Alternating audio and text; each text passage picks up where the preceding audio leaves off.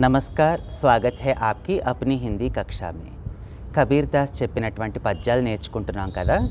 ఇప్పుడు కబీర్ దాస్ జ్ఞానమార్గి శాఖకి చెందినటువంటి కవి. వీళ్ళు గురువుకి చాలా ప్రాధాన్యత ఇస్తారనమాట. గురువు ఎంత గొప్పవాడో ఆయన చెప్పినంత గొప్పగా ఇంకెవరు చెప్పలేదేమో అనిపిస్తుంది.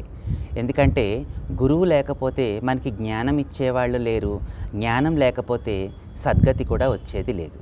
అంచేత గురువు గురించి ఆయన ఎలా చెప్పారో కొన్ని పద్యాలు మనము ఇప్పుడు నేర్చుకుందాం. గురువు గురించి ఆయన యొక్క గొప్పతనం గురించి చెప్తూ అది మనం వర్ణించలేము అని చెప్పే ఒక పద్యం ఉంది, చెప్తాను వినండి.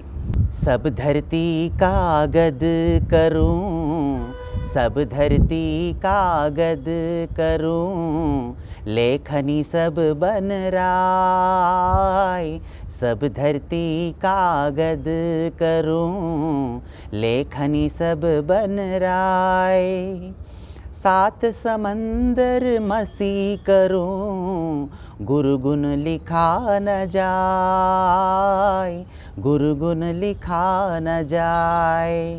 ఈ పద్యంలో సబ్ ధరతీ కాగద్ కరు, కాగద్ అంటే ఇక్కడ కాగితం, కాగజ్, మొత్తం భూమండలం అంతటినీ నేను కాగితంలాగా మార్చేసుకుని, లేఖని సబ్ బన్ రాయ్, చెట్లన్నింటినీ కూడా ఈ భూమి మీద ఉన్నటువంటి వృక్ష సంపద అంతటినీ కూడా నేను కలంలాగా మార్చుకుని, పెన్లాగా మార్చుకుని, సాత్ సమందర్ మసి కరు, సప్త సముద్రాల్లో ఉండేటటువంటి నీరంతటినీ నేను, మసి అంటే ఇక్కడ స్యాహి, సిరా, ఇంక్ అన్నమాట. సప్త సముద్రాల్లో ఉండే నీరంతటిని నేను ఇంక్ లాగా మార్చేసుకుంటే కూడా గురు గున్ లిఖానా జాయ్, గురువు యొక్క గొప్పదనాన్ని, గురువు యొక్క మహత్వాన్ని నేను రాయలేను. అంటే గురువు మన మాటలకి కానీ వర్ణనకి కానీ అందనంత గొప్పవాడు అని చెప్పి ఈ పద్యంలో చాలా బాగా వర్ణిస్తాడు. ఇంకొక పద్యం ఏంటో చూద్దాం. जल पर माने माछली, जल पर माने माछली, कुल पर माने शुद्धि, जल पर माने माछली, कुल पर माने शुद्धि. जाको जैसा गुरु मिला, ताको तैसी बुद्धि, ताको तैसी बुद्धि. జల్ పరమానే మాఛలి, జల్ ప్రమాణ్ అంటే నీటిని అనుసరించి చేప ఉంటుంది. అంటే తక్కువ నీటిలో ఏదో కొండలోనో ఒక అక్వేరియంలోనో ఎక్కడో వేసి పెట్టారనుకోండి, చిన్న చేపలే ఉంటాయి. కొంచెం చెరువు దగ్గరికి వెళ్తే పెద్ద చేపలు ఉంటాయి, నదుల్లో ఇంకొంచెం పెద్ద చేపలు ఉంటాయి అన్న భావనలో నీటిని బట్టి చేప ఎదుగుతుంది. అలాగే కుల్ పరమానే శుద్ధి, శుద్ధి అంటే స్వచ్ఛత, పరిశుభ్రత. కుల్ అంటే ఇక్కడ కులం అని కాదు అర్థం, కుటుంబ నేపథ్యం. కుటుంబ నేపథ్యాన్ని బట్టే వాళ్ళ యొక్క ఆచరణలో కానీ వాళ్ళ యొక్క వ్యవహారంలో కానీ పరిశుభ్రత, స్వచ్ఛత, నిండుదనం అనేది ఉంటూ ఉంటాయి. అదేవిధంగా జాకో జైసా గురువు మిలా, ఎవరికి ఎలాంటి గురువు దొరికితే తాకో తైసి బుద్ధి, అలాంటి వాళ్ళకి అలాంటి బుద్ధే లభిస్తుంది అని చెప్తున్నారనమాట. అంటే గురువు అల్పజ్ఞుడు అనుకోండి, అతనికి తక్కువ జ్ఞానం ఉండొచ్చు, లేకపోతే అతనిలో కొన్ని బలహీనతలు, చెడ్డ గుణాలు ఏమైనా ఉండి ఉండవచ్చు, లేకపోతే అతనికి విషయ పరిజ్ఞానం అంతగా ఉండకపోవచ్చు.